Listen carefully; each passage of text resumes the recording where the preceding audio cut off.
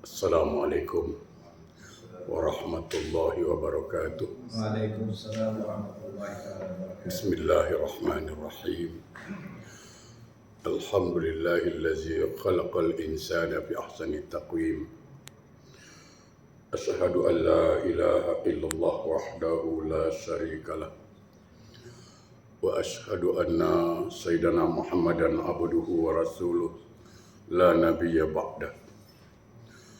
Allahumma fasalli wa sallim ala sayyidina Muhammadin wa ala alihi wa ashabihi rasulillahi ajma'in, amma ba'du.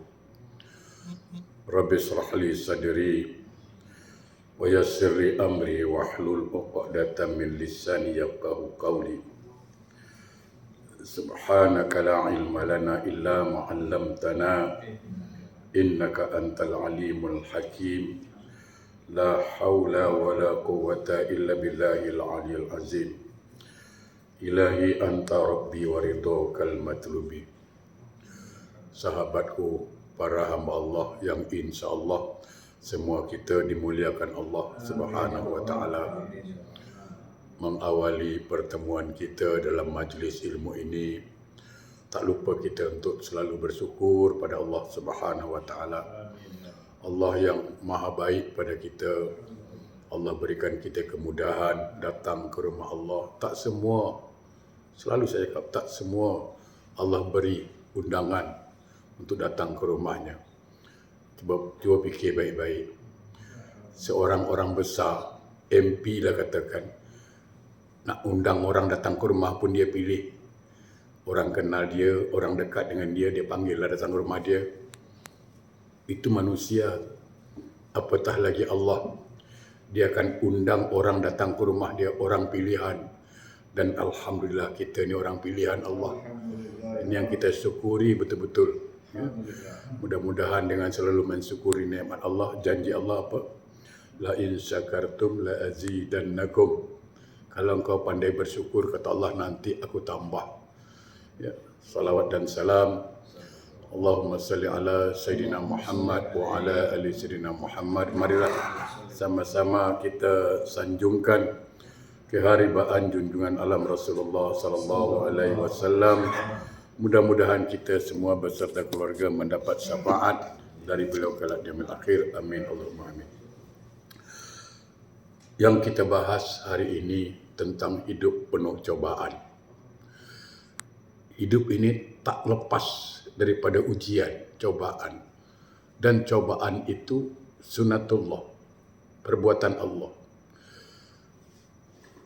Ini kita cakap, saya bukan nak sarahan tau. Kita mengaji, sarahan lain sarahan, debat-debu, habis balik faham ke tak faham, rasa engkau lah. Tak, kita mengaji, saya maka kena beri faham betul-betul. Semakin tinggi pohon, saya ulang balik, semakin tinggi pohon, semakin kuat angin bertiup. Kalau tak mau jadi pohon yang tinggi, sila jadikan rumput. Tapi mesti siap dipijak orang. Hidup pilihan. Itulah hidup. Kalau mau jadi pohon yang tinggi, siap-siaplah ditiup angin. Kalau tak siap ditiup angin, tak kuat rasanya, sila jadi rumput. Tapi siap pula kena pijak. Itulah hidup. Bahawa ujian hidup ni bukan susah aja, senang pun ujian sebenarnya. Yang orang tahu, orang awam yang dia faham kalau ujian, cobaan itu susah aja. Oh tidak. Yang namanya ujian hidup, yang namanya cobaan hidup, itu bukan susah aja, senang pun cobaan. Ujian, cuma berapa orang di antara kita yang bercakap dapat hadiah rumah kondo. Berapa orang yang cakap cobaan? Ada yang ada nikmat. Dia lupa itu sebenarnya cobaan. Berapa orang di antara kita yang dapat duit segepuk 1 juta, $1 tak, bukan 1 juta Indonesia, $1 Singapura. Berapa orang yang cakap Alhamdulillah ini nikmat. Orang lupa kalau itu cobaan. ujian. Yang orang tahu, kalau jatuh motor, cobaan. Sakit, cobaan. Susah memang cobaan, tapi senang pun cobaan. Nah, satu tu ingat betul-betul. Jadi yang satu yang kita mesti pahami, yang namanya ujian hidup, yang namanya cobaan hidup, itu bukan mesti susah, tidak. Senang pun itu ujian. Jadi jangan sangka orang kaya tu, dia sedap-sedap, kau tak tahu dia sedang diuji oleh Allah. Dan kebanyakan, ingat, kebanyakan orang itu gagal bila diuji dengan nikmat. Tapi diuji dengan susah, dia lulus tu. Mari kita tengok sejarah. Di mana Nabi Adam bersalah? Di tempat nikmat. Di surga. Di mana iblis bersalah? Iblis tu makhluk paling baik dulu. Sebelum masuk surga, baik betul dia. Sampai-sampai dia diberi gelar oleh Allah Al-Muqarrabun. Makhluk yang sangat dekat dengan Allah. Namanya Izazil tu. Jadi sebelum dilaknat namanya Izazil. 8,000 tahun dia sujud kepada Allah. 8,000 tahun dia taat kepada Allah. Maka kau dekat dengan aku, kau masuk surga. Nah, dalam surga problem itu. Okey? Jadi hati-hati. Bila kita berada di tempat sedap, di tempat nikmat, itu hati-hati. Banyak cobaan di situ. Kita dah berumur ni kan. Kalau dia banyak apa cobaannya? Mulai fikir, senangnya dalam hati. Mulai nyanyi tu. Kalau beristeri dua, mulai tadi tak ingat lagu tu. Dapat duit je kan mulai. Nak pergi Batam. Dah. Dah mulai tu. Itulah cobaan. Bukan dia ingat nak pergi haji ke umrah. Tak berhenti. Ada sisa pergi umrah lah. Batam dulu pergi. Itu penyakit. Nah, jadi ingat ilmu pertama, yang nama cobaan hidup bukan mesti susah. Senang pun cobaan. Itu dulu ingat baik-baik. Satu. Yang kedua, setiap ujian yang Allah berikan kepada hambanya, setiap cobaan yang Allah berikan pada hambanya, dipastikan hambanya mampu. Pasti mampu. Karena itu dasarnya Al-Quran. A'udzubillahi minasyaitonirrajim. La yukallifullahu nafsan illa wus'aha. Allah tidak mungkin membebankan satu beban kepada hambanya kecuali dia mampu. Kalau dia tak mampu, tak mungkin Allah uji. Logiknya mana? Logiknya begini. Kita bawa anak kita umur 10 tahun. Umur 10 tahun kita ajak pergi pasar atau pergi supermarket. Giant ke mana, MTUC ke, kita pergi pasar, bawa jalan. Lalu kita beli gula 1 kilo. Kita kasih anak kita, kau tolong bawa gula 1 kilo ni. Kita berfikir, pasti dia kuat. Takkan 1 kilo tak kuat, budak 10 tahun.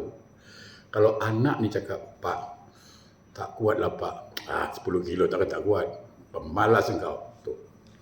Kenapa? Kita sudah mengukur berapa kekuatan anak kita. Maka kita kasih tahu bebannya sekian. Tapi kalau kita ajak anak kita pergi pasar, kita beli beras 1 kampit 50 kilo. Budak tu 10 tahun. Nih, engkau pikul beras ni. Berapa berat Pak? 50 kilo. Itu yang tak ada otak bapak dia tu. Kalau anak tu tak kuat pikul, bukan salah anak, salah bapak. Memberi beban yang dia tak kuat. Sama. Kalau kita saja orang tua boleh mengukur berapa kekuatan anak kita, demi Allah tak mungkin Allah tak pandai mengukur kekuatan kita. Pasti. Jadi hidup ni tenang. Itu yang kedua. Yang ketiga, bukan cobaan yang kita pentingkan di sini. Tapi bagaimana cara kita menghadapi cobaan, itu yang penting. Sama. Bukan mati yang jadi masalah. Sesudah mati yang jadi masalah. Kalau mati tak ada masalah. Semua orang pasti mati apa? Engkau takut mati ke mati, tak mau mati ke mati juga. Berani mati, mati juga. Nak lari ke mana, pasti mati juga.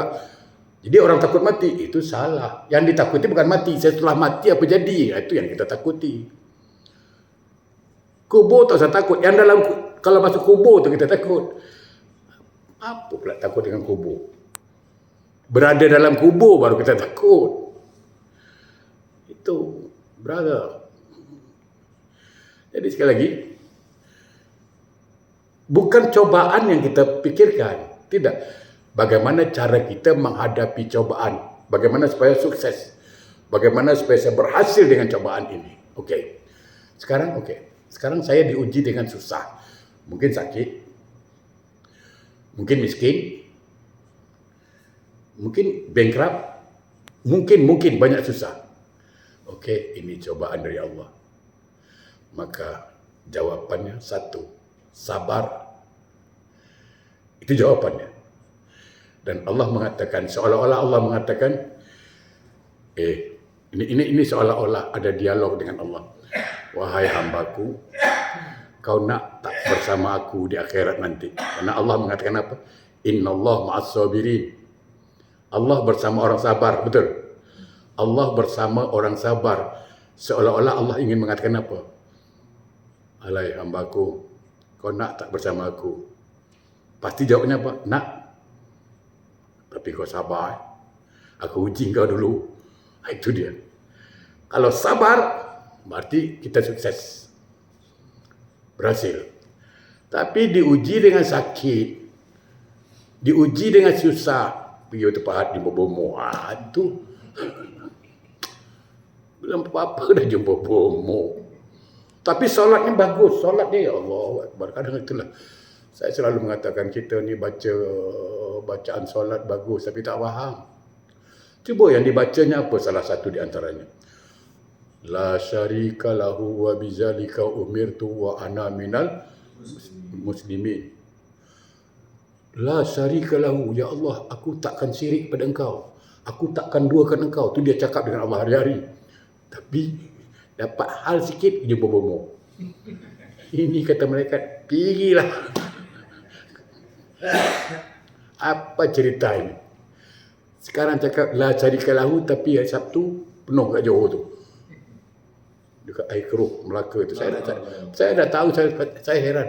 Satu hari saya pergi, kenapa banyak kereta Singapura? Lupa pergi jumpa bomo. Oh, itu pahat. Tapi lah syarika lahunya laju tau. Indah orang tak faham.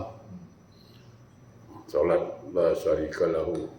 Minta pelaris jualan. Minta pelaris jualan. Nanti bomo tu kasih tangkal. Ni saya kasih, mau amalan. Bukan amalan untuk kaya tau. Saya tak kasih untuk kaya. Tak. Amalan supaya duit cukup. Tak putus duit dalam poket. Itu yang penting. Nak, kalau nak saya kasih. Tak nak saya diam. Betul. Tapi dengan syarat yakin. Kalau tak yakin tak boleh. Mana ayatnya? Carilah surat Sad. Surat Sad ayat ke-38. Siapa yang ada Quran? Ada yang handphone? Ada yang ada Quran? Okey, yang ada handphone. Sembari cek, saya minum dulu lah. Kita cari. Jadi kita pakai Quran apa? Bukannya jampi-jampi.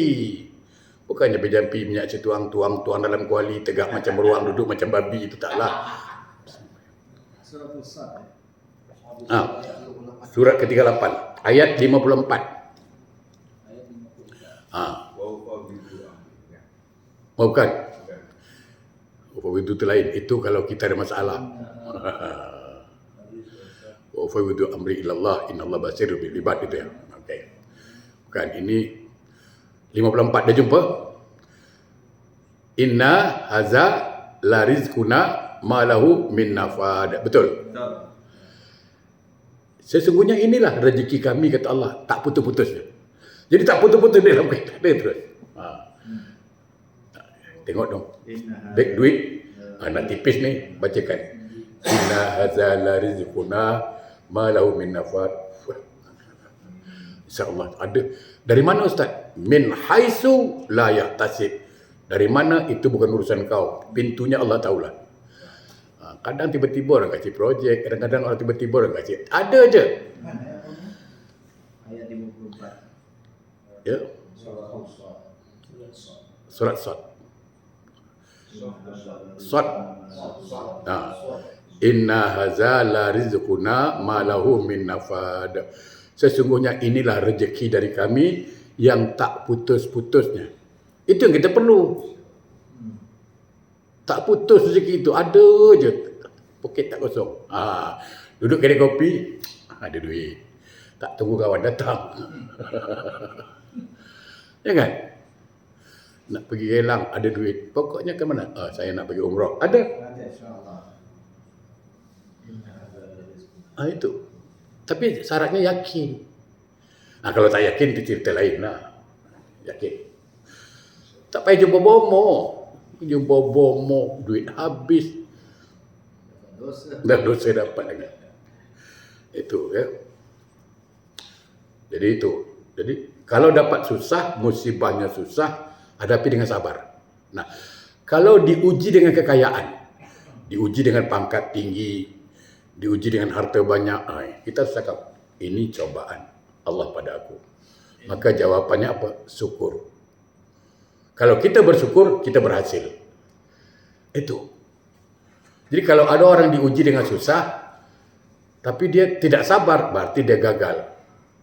Diuji dengan nikmat, dia tak bersyukur, dia gagal. Nah, jadi bukan masalah apa ujian yang datang kepada aku, bukan bagaimana cara aku menghadapi ujian, itu yang penting.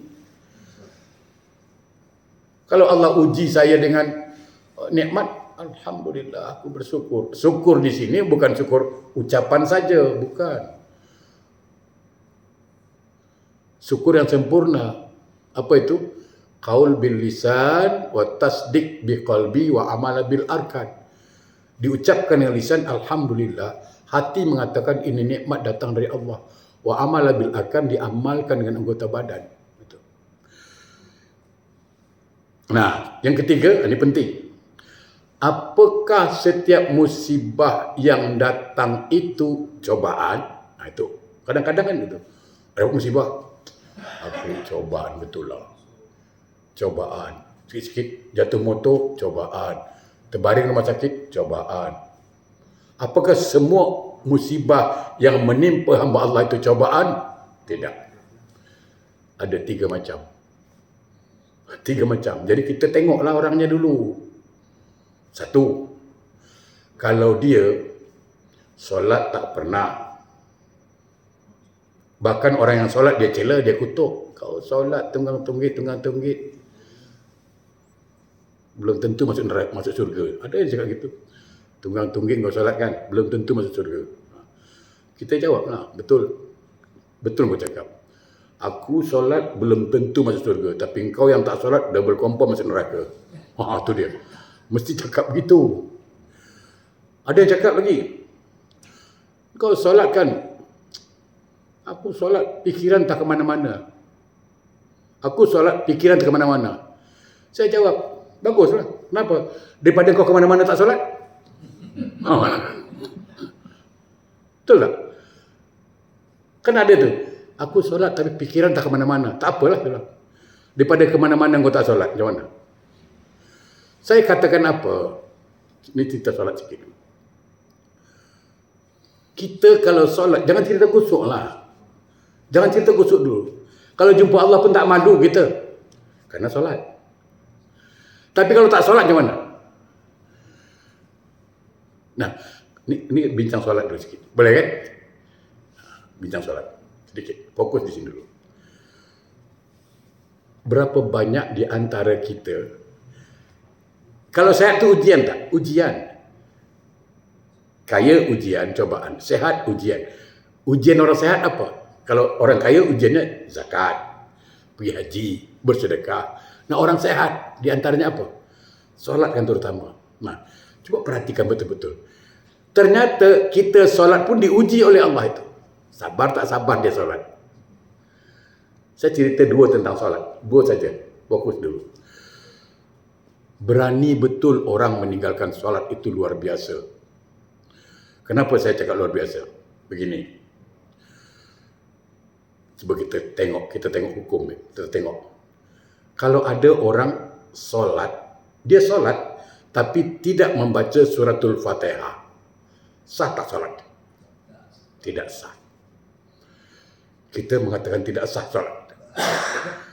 Saya tanya, kenapa tak sah? Karena dia tidak baca suratul Fatihah. Oh, kenapa? Karena itu rukun. Kalau rukun kenapa? Setiap yang meninggalkan rukun, maka batallah dia. Betul? Itu kan hukum. Okey, saya terima. Ada orang pergi haji, dia tak wukuf di Padang Arafah, dia wukuf Padang Besar. Macam sah tak hajinya, dia tak wukuf Padang Arafah? Tak. Ditanya kenapa tak sah? Kerana meninggalkan rukun. Okey. Berarti kita sepakatlah. Sesuatu ibadah kalau rukunnya ditinggalkan, dia tak sah. Betul. Sekarang saya tanya, solat itu masuk rukun Islam tak? Nah, ditinggalkan bagaimana Islam itu? Sah atau tidak? Itu kan problem sebenarnya. Orang Jawa cakap, orang putih apa? You think cook lah, fikir masak-masak. Ya kan? Cakap Jawa punya tu, orang putih dia. You think cook, fikir masak-masak. Kalau orang tinggalkan Fatihah, tak sah solat. Orang tak wukuf di Padang Arafah, tak sah solatnya. Nah, kalau orang tak solat, sah tak Islamnya? Dia tinggalkan rukun apa? Tapi selamba je, macam tak ada salah dia pula. Macam dia ahli jawatan kuasa surga. Astagfirullahaladzim. Betul, kadang geram juga lah. Itu satu. Dalam solat sendiri pun kita diuji sabar tak sabar. Saya minta, saya ingat, saya selalu katakan, tolong jangan ada niat nak salah-salahkan orang. Tak. Zaman sekarang ni banyak menyalahkan. Itu salah, ini salah, buat kunut salah, buat maulid Nabi salah, semua salah. Tak tahu mana yang betul saya cakap ni. Tak, kita tak ada niat menyalahkan orang, tapi kita sedang mencari perbaikan diri, perbaikan ibadah. Begini. Perhatikan betul-betul. Ini doa penting, walaupun hukumnya sunat, tapi penting. Kalau orang faham, dia penting. Duduk antara dua sujud. Ada 8 doa itu kan. Rata-rata yang baca, mungkin kita, tak usah kata orang, kita dulu. Kau tolong baca doa selepas sujud. Duduk antara dua sujud. Bacalah. Dia baca. Rabbi ufirli warhamni. Ini yang selalulah orang buat. Allahu Akbar, Rabbi ufirli warhamni wajiburni warfa'ni warzuqni wahdini wa'afni wa'fu'ani. Betul? Dan itu cara kita baca. Betul? Tepat tidak? Tidak. Tidak tepat. Kenapa? Tak ada adab. Kau dengan Allah nak marah-marah buat apa? Cuba terjemahkanlah. Rabbi ufirli warhamni wajiburni warfa'ni warzuqni. Minta ampunkan aku, selamatkan aku. Ini apa kau cakap dengan Allah ni? Cakap beriba-riba lah dengan Allah. Ini cakap Allah. Ampunkan aku, selamatkan aku, rahmati aku, beri aku hidayah. Engkau Allah kerja dengan kau, kau mesti suruh-suruh macam itu. Itu gunanya baris bawah ada yang mati tak? Ada tak yang mati situ? Rabbi Fili itu. Itu dia. Itu gunanya tajwid itu. Itu kan? Kenapa ditinggalkan? Dan itulah seni bahasa. Dan itu terasa kalau kita baca Rabbi ufirli warhamni wajiburni warfa'ni. Nothing. Tapi kita kasih dia. Ikuti kaedah bahasa. Rabbi ufirli warhamni wajiburni warfa'ni. Kan panjang sikit. Wahdini wa'afini wa'fu'anni. Ya Allah, ampunkan aku. Lain kan? Rahmati aku. Ni rahmati aku, ampuni aku. Kau ni dengan Allah. Orang Jawa cakap nak nodong lah kau ni. Nak minta paksa pula. Berhibur-hibur dengan Allah tu. Sama lah. Kalau isteri sekarang, dia cakap gini. Bang, tak duit, bang tak belanja bang. Nak masak, tak ada beras, tak ada semua, tak ada tu. Betul cakap dia. Bang minta duit, nak belanja, tak ada beras, tak ada lauk bau. Aku nak ke pasar. Cakapnya betul. Tapi isteri tak ada adab. Tapi dia cakap pakai kaedah bahasa Arab. Abang, macam beda kan? Minta duit. Aku nak belanja. Beras tak ada. Mana mau? Mana mau? Betul cakap, mana mau? Mana mau? Bang minta duit. Nak belanja. Beras tak ada. Nak pergi pasar. Cakap dia betul. Tapi tak sopan. Tapi kalau dia cakap pakai kaedah tajwid, lain kan, dua harakat. minta duit, nak belanja, nak pergi pasar. Kita bercakap, ya, aku tak ada duit.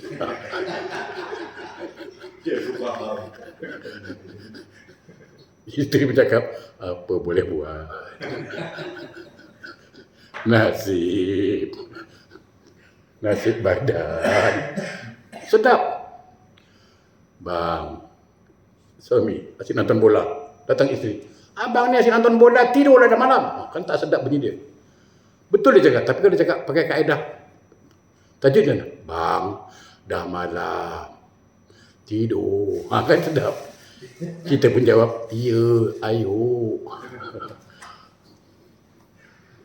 Dan rasa dia beza tau. Cuba pergilah buat, tak percaya.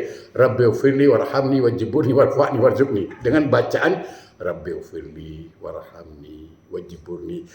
Feeling dia beza tu. Feelingnya beza tu. Dan kita lebih terpikat dengan orang yang beradab kan kalau minta. Sekarang anak kita lah. Pak, minta duit pak. Nak belanja pak. Apa pun tak ada, duit pun tak ada. Tak sedap bunyi dia. Tapi pak, dia bukan panggil pak.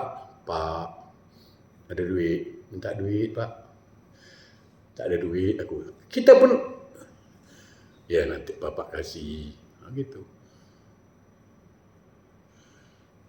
90% yang baca Rabbighfirli macam itulah.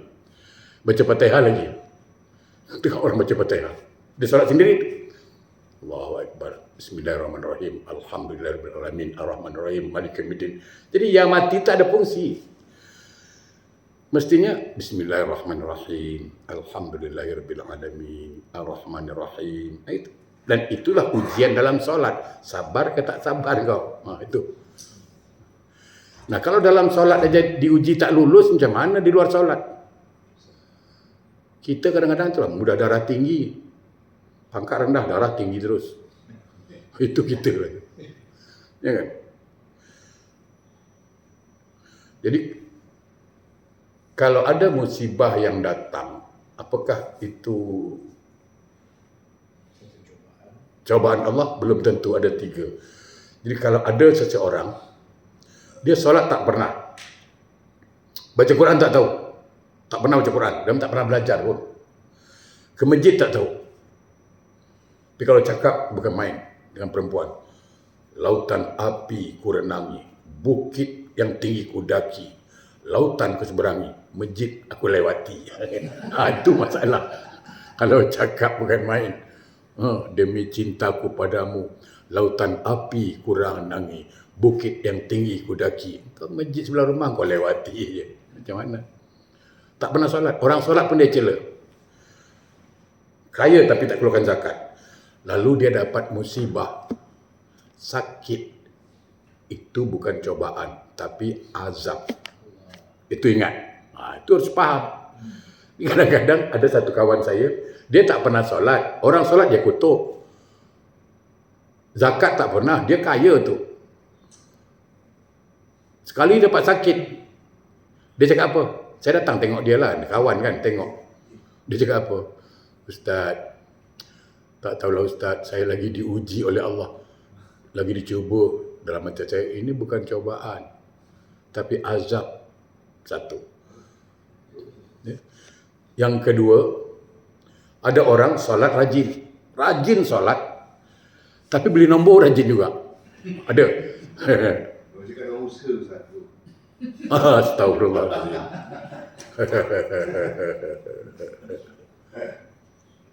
Ada kawan juga dia usaha dia. Usaha yang salah.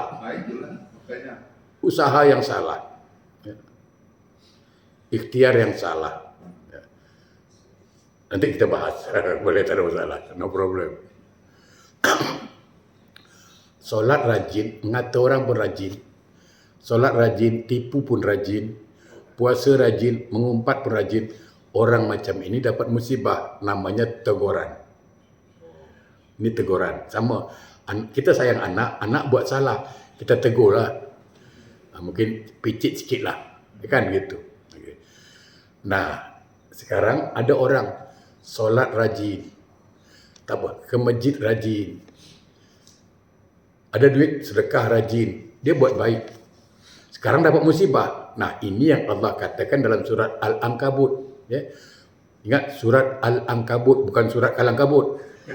Kadang orang kita Melayu ni nak cepat cakap surat Kalangkabut. Bukan surat Kalangkabut, surat Al-Ankabut. Ayat 2. Itu yang betul. A'udzubillahi minasyaitonirrajim. Ahasiban nas ayyusraku ayyakulu amanna wa hum la yuftanun. Kata Allah, engkau berani bercakap, engkau beriman kepada aku, kata Allah. Kau berani cakap, aku belum uji engkau. Nah, ketika orang ini rajin solat, rajin mengaji, rajin datang ke masjid, dapat musibah, ini namanya ujian. Dan ini yang terjadi kepada para nabi. Untuk apa? Untuk meningkatkan imannya satu, dan untuk menghapuskan dosa-dosanya. Baik. Dalam Al-Quran, dalam Al-Quran surah Al-Baqarah ayat 155 sampai 157. A'udzubillahi minasyaitonirrajim. وَلَنَبْلُوَنَّكُمْ بِشَيْءٍ مِنَ الْخَوْفِ وَالْجُوعِ وَنَقْصٍ مِنَ الْأَمْوَالِ وَالْأَنْفُسِ وَالثَّمَرَاتِ وَبَشِّرِ الصَّابِرِينَ الَّذِينَ إِذَا أَصَابَتْهُمْ مُصِيبَةٌ قَالُوا إِنَّا لِلَّهِ وَإِنَّا إِلَيْهِ رَاجِعُونَ أُولَئِكَ عَلَيْهِمْ صَلَوَاتٌ مِنْ رَبِّهِمْ وَرَحْمَةٌ وَأُولَئِكَ هُمُ المهتدون. Sungguh, kata Allah, kami akan memberikan cobaan, ujian hidup kepadamu, mungkin berupa sedikit ketakutan. Kaya, takut kena rompak. Ada ketakutan. Bisnes, takut rugi. Ada macam-macam ketakutan lah. Isteri cantik, takut orang ambil. Itu dia. Makanya beruntung kalau isteri kita tak cantik. Betul. Saya untung lah. Isteri tak lawa sangat. Saya bebas pergi mana-mana pun tak takut. Kalau isteri lawa, susah sikit saya.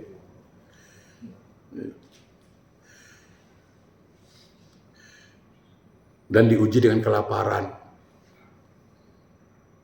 Saya selalu katakan, orang Singapura tak ada mati, tak makan.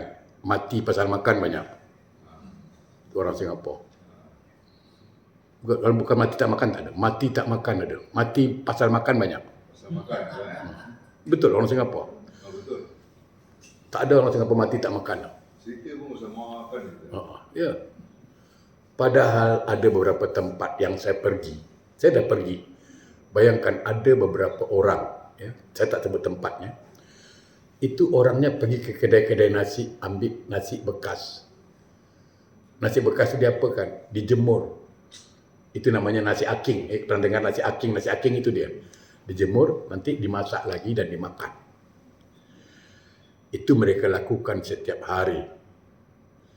Jadi orang Singapura wajib bersyukurlah saya katakan. Saya miskin orang Singapura masih berfikir aku nak makan di mana besok. Tapi ada orang besok nak makan apa?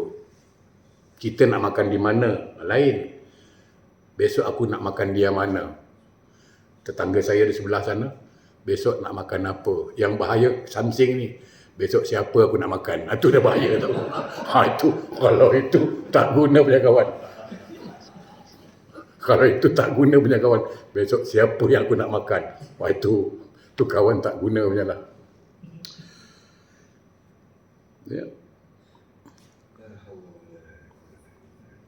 Dan kekurangan harta dan kematian. Isteri meninggal, anak meninggal, itu ujian, cobaan. Nah, dan berikanlah kabar gembira kepada orang-orang yang sabar. Apa kabarnya? Dia akan bersama Allah nanti. Itu tawarannya itu. Jadi setiap musibah, kalau kita hadapi dengan sabar, maka janji Allah, innallaha ma'as sabirin. Engkau akan bersama aku nanti. Kalau dah bersama Allah di akhirat, garanti masuk surga. Sekarang kita bersama menteri, lewat pergi Johor, polis nak cek. Lewat lah. Ya kan? Sama lah kalau kita dengan kata Allah, innallaha ma'as sabirin, aku bersama engkau. Relax lah lagi. Maka saya teringat, tapi ini bukan pasti tau, ingat ini ilmiah. Ada satu ulama mengatakan apa? Ulama mengatakan gini, kalau orang itu solat tak tinggal, alim, rajin baca Quran, artinya di agama dia bagus lah. Itu kalau malaikat nak tanya pun dia respect tau. Pasal Allah pasti bantu. Itu dalam surah Ibrahim ayat 21 itu. Allah akan teguhkan jawapannya. Ya.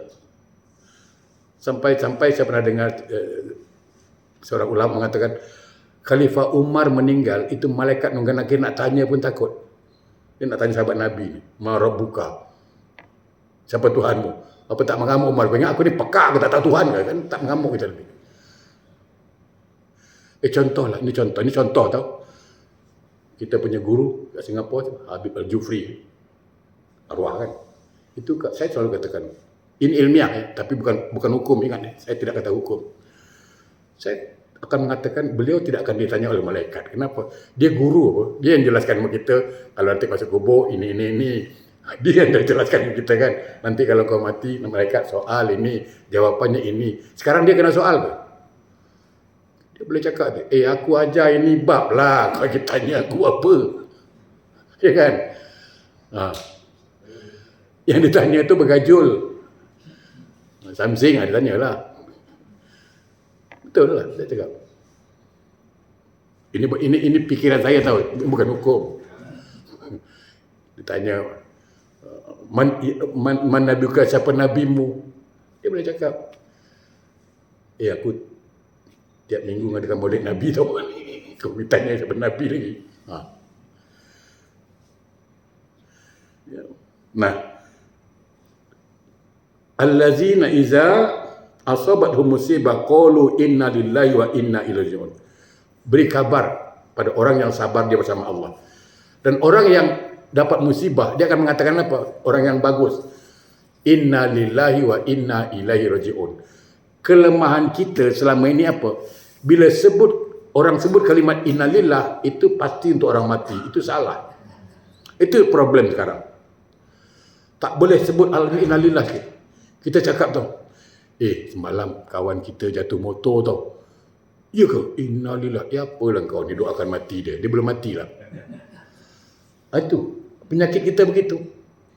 Seolah-olah innalillah ni peruntukan untuk orang mati. Bukan. Setiap yang ditimpa musibah, kata Allah ucapkan qalu inna lillahi wa inna ilaihi raji'un. Setiap yang ditimpa musibah, apa itu musibah? Yang tidak menyenangkan hati kita, musibah lah. Pakai kasut, pakai selipar, putus. Innalillah. Ini tidak. Kau dengar tak Pak Haji yang dekat masjid, selalu datang masjid Alim Siddiq kan? Sekarang kat hospital lah. Innalillah. Kau ni apalah, Pak Haji tu masih hidup lagi, belum innalillah, dia cakap. Itulah kelemahan kita. Orang belum mati sebut innalillah. Maka kita yang mengerti, orang sebut innalillah tak ada masalah. Sama saya, satu orang pendeta jumpa saya. Tapi pendeta ni kawan lama. Dia cakap, ini Pak Ustaz ni, kafir ni. Dia cakap saya, ada kawan saya marah. Ustaz, dia cakap Ustaz kafir, betul lah. Dia cakap saya kafir, betul lah. Mana boleh Ustaz kafir? Kau pahami kata kafir. Kalau orang tak faham, mengamuk. Orang faham tak ngamuk. Kafir tu maknanya apa? Orang putih cakap apa? Cover kan? Cover itu kan dari bahasa Arab tu, kafir. Penutup kan kafir ni. Tertutup hatinya menerima kebenaran. Pendeta ni agamanya apa? Kristian kan? Hati saya tertutup menerima kebenaran agama dia kan? Berarti saya kafir dengan agama dia, bukan dengan agama saya. Jadi dia pun tak marah kalau saya cakap kafir. Kau ni kafir, ya? Kami tak pernah cakap, kau ni betul-betul kafir. Ya Pak Ustaz, saya kafir. Dia tak marah. Kenapa? Memang tertutup hatinya menerima Islam. Jadi kalau orang tak solat, tak puasa, disebut kafir, kenapa mengamuk? Mengamuk tentu harta. Kafir itu bukan mesti keluar Islam. Bukan. Kafir kan artinya engkar. Itu. Jadi kadang-kadang kita perlu paham beberapa tempat itu. Jadi kalau timpa musibah, inna lillahi wa inna ilaihi rajiun. Jadi kalau orang sebut itu kita tersamara. Gitu.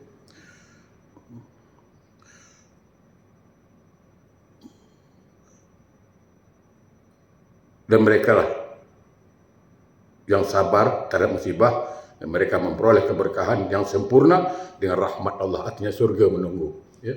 Dan mereka itulah orang-orang yang mendapat petunjuk. Baik, saya kira itu dulu insyaAllah. Ada manfaatnya, kita sambung nanti beberapa dalil lagi insyaAllah. A'udzubillahi minasyaitonirrajim. Bismillahirrahmanirrahim. Alhamdulillahirabbil alamin. Allahumma shalli ala sayyidina Muhammad wa ala ali Muhammad.